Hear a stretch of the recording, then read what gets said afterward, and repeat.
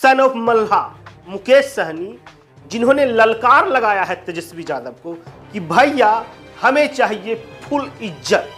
Full इज्जत माने उनको चाहिए 60 सीट और डिप्टी सीएम का भी पद चाहिए। सोच लीजिए, मुकेश सहनी की ये ललकार है, मुकेश सहनी की ये मांग है, क्योंकि मुकेश सहनी दम भर रहे हैं कि मेरा जो कास्ट है, मल्हा समाज है, उनका जो वर्चस्व है 100 से ज्यादा। हम बिहार की राजनीति पे चर्चा करेंगे और हमारा चर्चा का केंद्र होगा मुकेश सहनी और तेजस्वी यादव, क्योंकि तेजस्वी यादव चाह रहे हैं कि हम इस बार मुख्यमंत्री बन ही जाएं। मगर हमने आपको पिछले वीडियो में बताया कि तेजस्वी यादव को अगर मुख्यमंत्री बनना है तो उन्हें कन्हैया और पप्पू यादव को समझाना पड़ेगा। मगर इसी बीच में हमने उस वीडियो में चर्चा किया था मुकेश सहनी का, तो इस वीडियो में हम आपको विस्तार से बताएंगे आखिर मुकेश सहनी क्यों खतरे की घंटी है। सन ऑफ मल्हा मुकेश सहनी, जिन्होंने ललकार लगाया है तेजस्वी यादव को कि भैया हमें चाहिए फुल इज्जत।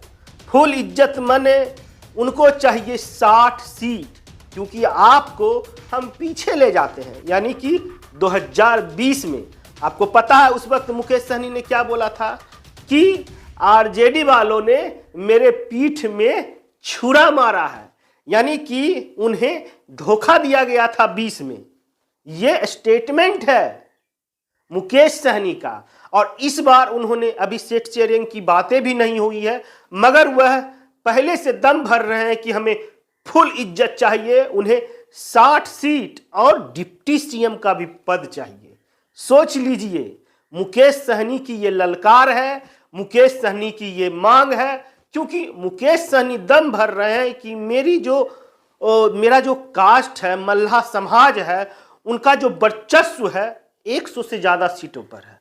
यानी कि 100 से ज्यादा सीटों पर जीत और हार का निर्णय महिला समाज करते हैं। ये मेरा कहना नहीं है, ये मुकेश सहनी का है। मुकेश सहनी का दरिया दिली है कि वह मात्र 60 सीट मांग रहे हैं, नहीं तो वह चाहते तो 100 सीट भी मांग सकते थे, 110 सीट भी मांग सकते थे। भाई, जहां उनके समाज की संख्या इतनी है, जब वह दम भर रहे हैं कि 100 से ज्यादा सीटों पे हमारे समाज का वोटर फैसला करता है कि कौन जीतेगा कौन हारेगा, इसी दम पर न वो 60 सीट मांग रहे हैं।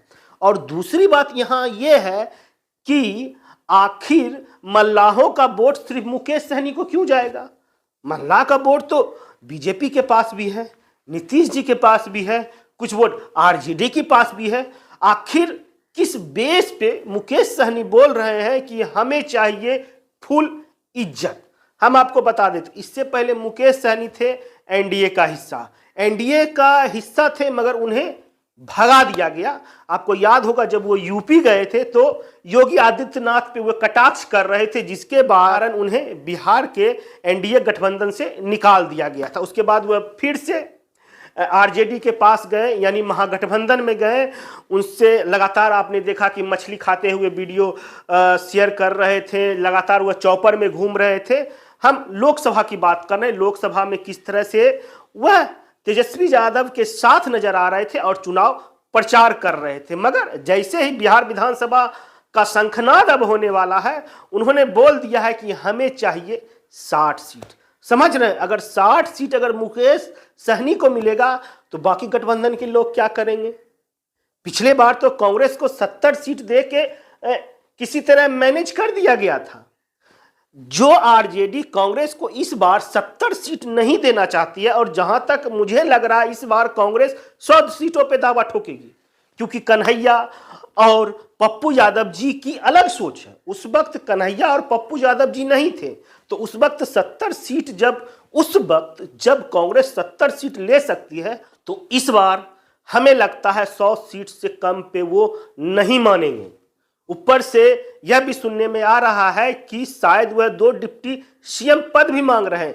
एक चाहता है कि कोई मुस्लिम बिरादरी से डिप्टी सीएम मिले और कोई फॉरवर्ड यानी स्वर्ण बिरादरी से। ये मीडिया में खबर चल रहा है कि ये चाहिए कांग्रेस को। दूसरी तरफ सन ऑफ मल्ला मुकेश सहनी ने पूरा हाई तौबा मचा दिया कि हमें 60 सीट चाहिए। उसके बाद फिर उनके और भी गठबंधन के लोग हैं, तो फिर तेजस्वी यादव क्या करेंगे? तेजस्वी यादव को सही रणनीति बनानी पड़ेगी, क्योंकि मुकेश सहनी जी को चाहिए फुल इज्जत, और वह इज्जत तभी होगा जब उन्हें 60 सीटें मिलेगी।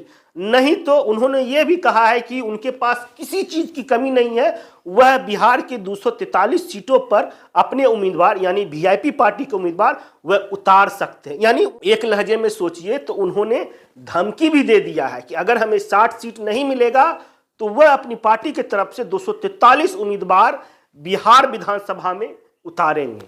तो तेजस्वी क्या करें?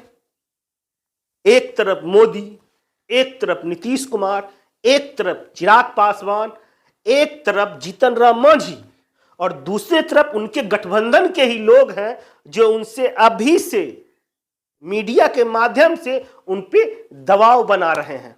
क्या इन दबावों से उबर कर तेजस्वी यादव कोई रणनीति बनाएंगे?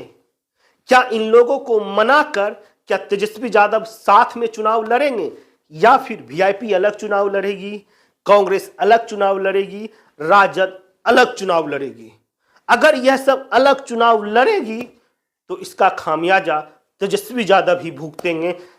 फिर हम बोल रहे हैं इस वीडियो के माध्यम से, आप याद रखिएगा, या फिर तेजस्वी यादव को उनको किसी तरह मनाकर एक मंच पर लाना पड़ेगा। हम बोल रहे हैं यह जो चुनाव 2025 का है 2020 से ज्यादा इंपॉर्टेंट है।